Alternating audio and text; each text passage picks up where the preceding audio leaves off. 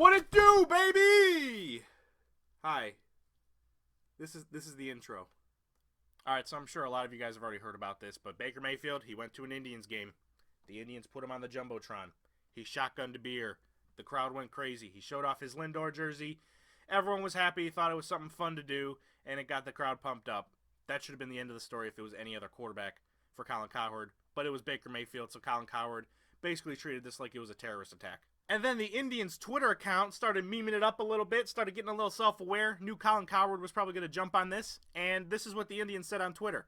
I just don't like the idea of my franchise quarterback spending time at a baseball game. I mean, what are you doing, Baker Mayfield? You don't see guys like Aaron Rodgers shotgunning beers. Just not a good look. Go watch some film. Colin Cowherd, probably. And, well, let's roll the little segment where he talks about this whole little incident and see what Colin Cowherd does. So Baker Mayfield yesterday or this weekend at a Cleveland Indians game, he's there with his lovely wife and his new mustache. And they take a picture of him with a beer, and he takes a beer, and then he realizes the camera's on. He goes, throw me a beer, and he bites into it, and he rips it open, and it's very funny. And, he points to his jersey, and, of course, Cleveland loves him because it's Cleveland. And the Cleveland Indians had fun with it, and they went to Twitter and social media because they haven't won a World Series since, ever. The Indians actually won a World Series in 1948. Now, I'd assume what you just said was a joke, or you were just trying to get a little jab at him for not winning a World Series in a while, but you never talk baseball on your show, so I'm pretty sure you don't know much about baseball, and I don't think it's crazy to assume you didn't know that already. And they're making fun of me, and they knew I would overreact to it, but I'm not going to overreact to it because, Colin, what's your reaction to this? Baker Mayfield is perfect for Cleveland. Now, if I was Baker Mayfield, 1-5 against winning teams with a rookie head coach who's never even been hired as a coordinator. If you take 2 games out of Baker last year against the atrocious Bengals, where he had 7 touchdowns and no picks, his numbers were really, really average. Yeah, that's totally a fair thing to do when assessing an athlete. Those 2 games where he played a bad team and he played well, just chuck those out. Those don't count. I don't want those in my stat book. All right, we don't do that for Tom Brady when 6 of his games every year are against the Bills, Dolphins, and Jets, who have been awful for the majority of his career. We don't do that for Aaron Rodgers when the Lions, Bears, and Vikings are bad. We don't chuck those games out. But you know what? For your amusement, let's take those 2 games out. Let's see the numbers. Baker Mayfield, as a rookie quarterback on the Cleveland Browns, one of the worst teams in the NFL since they came back in 1999. All right, he threw for 3,183 yards, 20 touchdowns, 14 interceptions in only 12 games. That's still pretty solid for a rookie quarterback who just joined a team that the last 2 years went a combined 1-31. I'd say that's pretty solid. Be that as it may, this morning, Cleveland and Baker feel like the NFL's best frat house.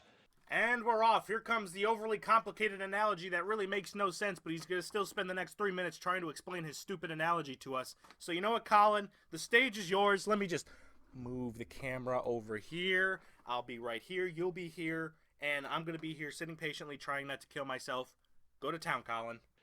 Best parties, best beer chuggers, a lot of alpha, the funniest guys. Of course, like the Browns, the plumbing hasn't worked at that frat house in 28 years.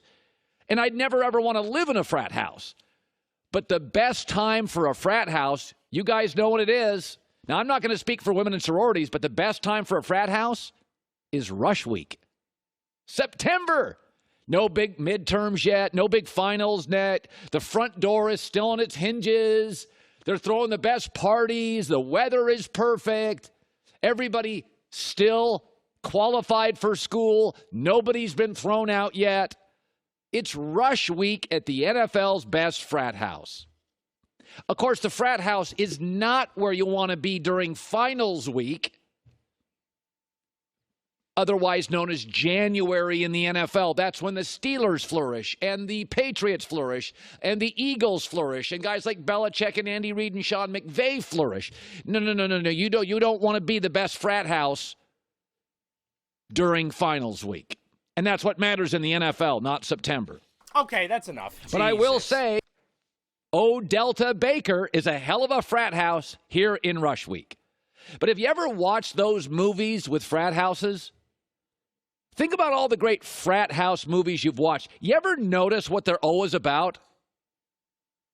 The frat guys, due to bad behavior, trying to keep the house. Is this a frickin' sports talk show?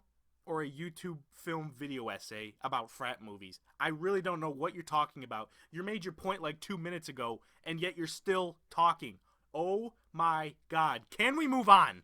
So congratulations. I thought Baker looked like he was a little too good at that beer chugging. Little too good for my franchise quarterback.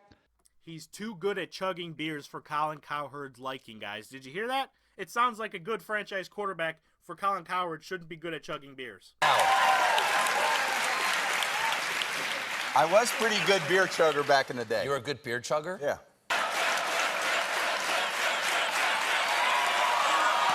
We were all out, the whole team went out to dinner that night, and some people were having some beers, and someone said, yeah, Brady can chug a beer.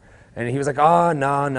And then, we egged him on, and literally when you couldn't pour the beer out of the glass faster than how fast he chugged it down. Remember at the beginning of this segment when Colin Cowherd said he wasn't going to overreact to this story? But not even 5 minutes later, he's saying that chugging a beer doesn't make him a good franchise quarterback. Well, how did we get here? And they're making fun of me, and they knew I would overreact to it, but I'm not going to overreact to it because he was a little too good at that beer chugging. Little too good for my franchise quarterback. Colin, he just drank a beer. Will you relax? He's over the legal age. The freaking Indians people told him he was going to be on the Jumbotron, and in his head he's like, oh, I can do something funny to hype up the crowd.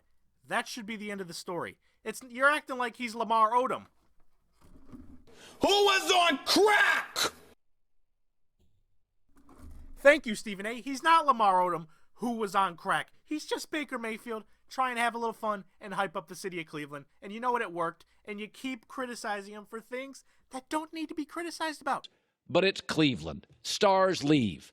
He's showing he loves you. He's part of you. I'm one of you. I'm wearing your jersey. I drink beer like you. I chug like you.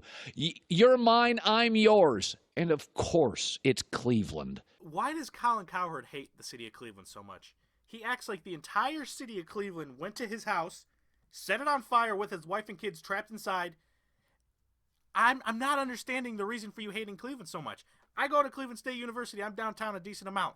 It's not the best city. It's not the worst. I mean, he's acting like every zombie apocalypse and disaster movie are just set in Cleveland. They don't do anything to make it look bleak and disgusting. He just thinks that's how Cleveland is. I'm trying to think, why does Colin hate Cleveland so much? Maybe this old clip of Colin saying why the state of Oregon is so great might give us a little insight on what Cleveland could do to make it a better place. What about Oregon? I love Oregon. Oregon's like Gonzaga to me. I'm just 14 seed. 14? What's in Oregon? How about wonderful people, mostly white, that drink lots of beer and wine? Wonderful people, mostly white. Mostly white.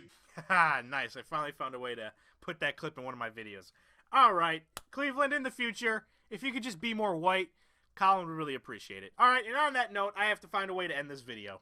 Hey, you guys ever at like a public place and you just want to leave, but you don't want to look rude and just walk away, so you kind of need an excuse to leave? That's kind of where I'm at right now with this video. Like, I just want to leave and stop the video where it was, but I have to have a reason to end the video and a good note to end on. So, la-da-da-da-dee, we're just gonna keep talking, and this video is gonna keep going. And oh my God, what is that? A DVD copy of Garfield: A Tale of Two Kitties has just fallen from the sky, guys. It is nonstop fun for the whole family and includes footage not seen in theaters, special features, Odie's photo album game, Garfield's maze game.